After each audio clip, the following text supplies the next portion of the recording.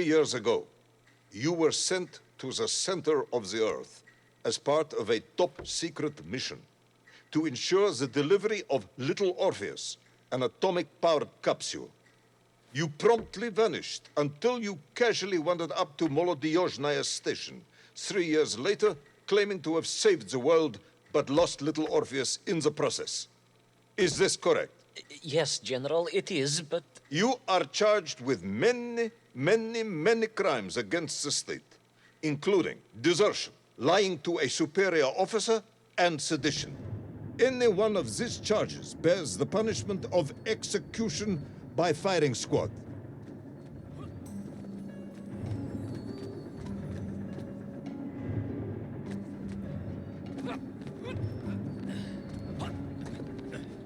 General, you must be reasonable.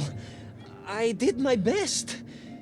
It's all true, I swear. I swear upon the lives of my family. Oh, do you? Auntie Marcia and Uncle Vanya, the traveling tinker and the pig dentist, or perhaps Cousin Pavel, the criminal mastermind with the unhealthy taste for eggs. How stupid do you think I am, Comrade Pivalov?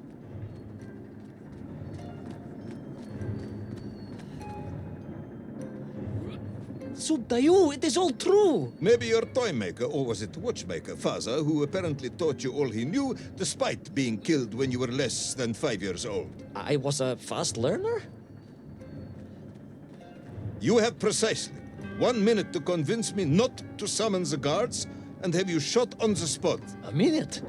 A lifetime. It's all I need, General.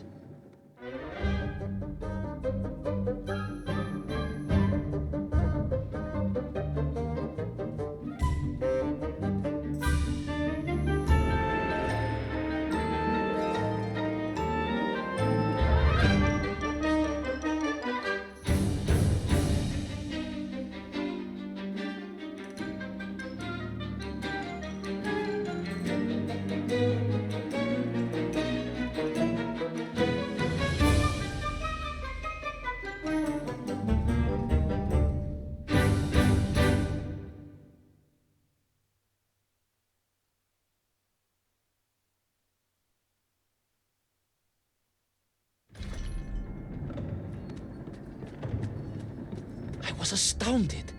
My father, I told you, I think I told you, he was a toy maker, and he often played with clockwork parts. Tavarish. But this made all those childhood wonders pale into insignificance. And it was fortunate indeed that my uncle... Vanya, the pig dentist? No, my other uncle,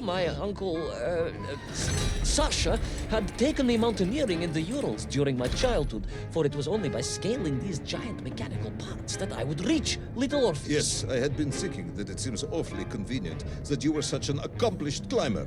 I don't, however, recall any mention of this Uncle Sasha in your file. He was a very private He was man. a very unlikely man. That was Uncle Sasha's blessing and his curse.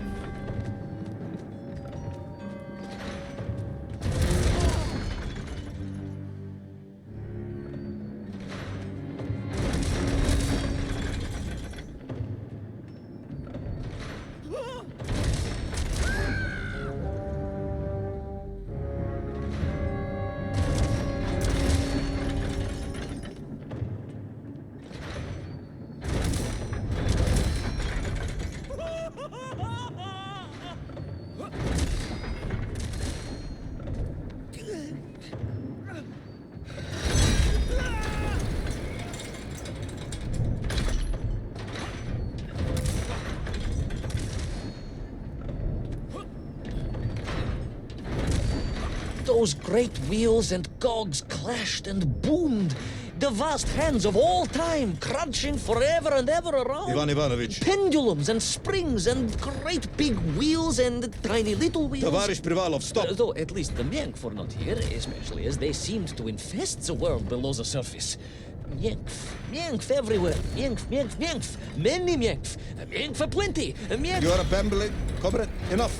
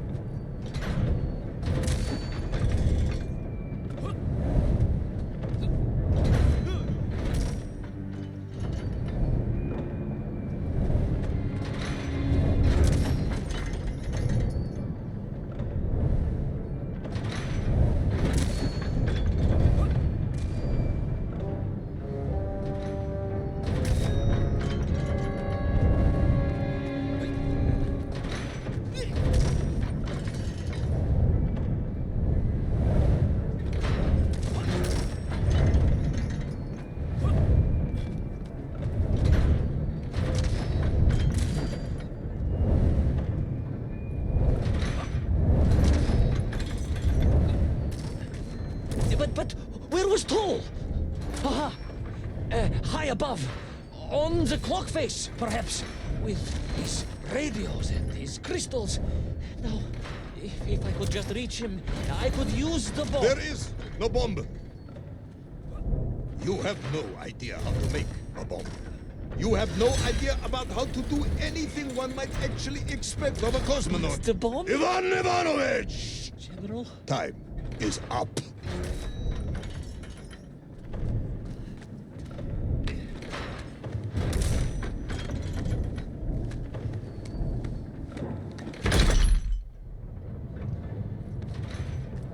Stop talking, Tavarish.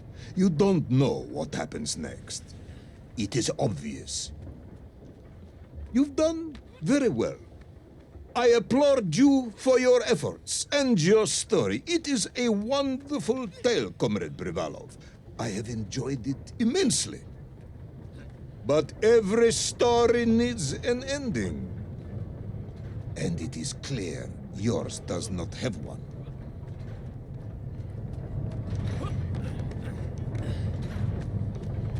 I just need more time. I think that even if I gave you all the time in the world, it would not be enough. No, General. I can do this. That is, I remember what happens next. I just need to catch my breath and compose myself. We both know how this story ends, comrade. But little Orpheus, you haven't heard what happened. We will find out soon enough. You will be executed, and another expedition will be sent. No, you cannot. You cannot. We must never go back. You don't understand. Make me, then. Make me understand. I am a kind man, although you may not believe this. I do not want to have you shot. So help me.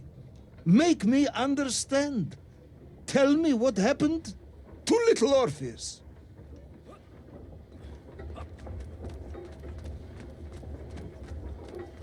It was... Ivan Ivanovich? It was... it was... No. I'm sorry, General. I'm sorry, I have no idea. You are right. I simply cannot think what happened next. It's just a blank, General. There's nothing there. I am very tired, you see. Comrade Privanov. Ivan. You're right. It's over, General. Perhaps you would be so kind as to write to my mother for me. Of course I will. You are a kind man, as you have said. And, General, Yes, Ivan. was it a good story? Oh, yes. It was an excellent story. Thank you, General. I am just sorry I couldn't give you an ending. Unless... General? Quiet, Tovarish. I am thinking. Unless... I seem to remember that there were many problems with little Orpheus during production. General? Problems with the casing around the atomic battery. Concerns. Concerns, General? Yes, concerns. Unlikely though that might be. Yeah, it seems if I remember that it failed to secure properly. A sharp blow could spring the hatch and expose the fragile casing of the bomb to any would-be vandal. I'm not sure I follow you. A resourceful yet forgetful hero might, one would think, take advantage of that fact. But how, General? Where would I find something to strike it with? The son of a watchmaker would easily find something within a giant clock mechanism that resembled a hammer, surely. A hammer? Why, yes, General. I do remember now. I grasped the hammer-shaped thingamabob. Let's just agree it was a hammer, Ivan. Yes, of course. Let's do that. I recovered my senses, shook my head, and looked about me. In my distracted stupor, I had climbed further up the tower than I ever thought possible. In front of me was the clock face, and I gazed out through it at the sheer expanse of history. And I knew whatever happened next... happened next? The hand of destiny had fallen upon your shoulder. Yes, it had. And what an extraordinary hand it was.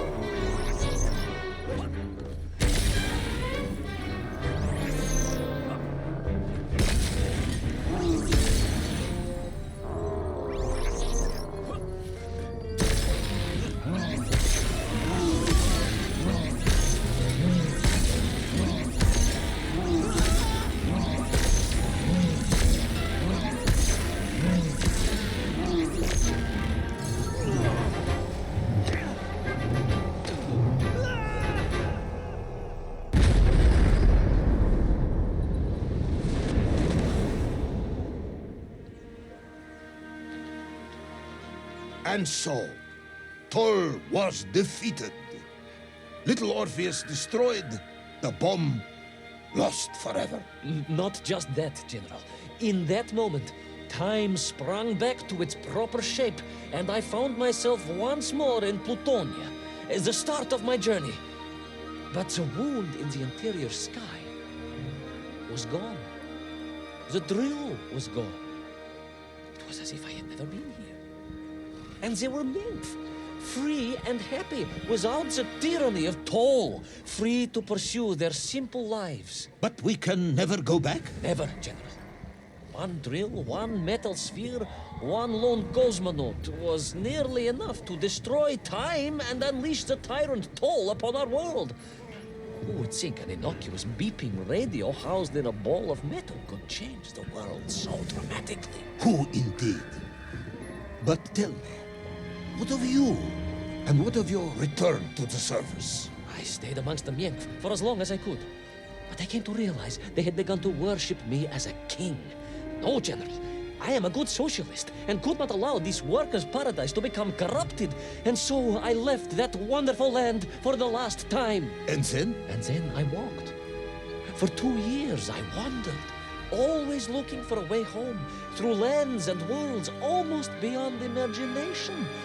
Until one day I emerged, blinking into sunlight, and realized I was home. Until one day I emerged, just like that?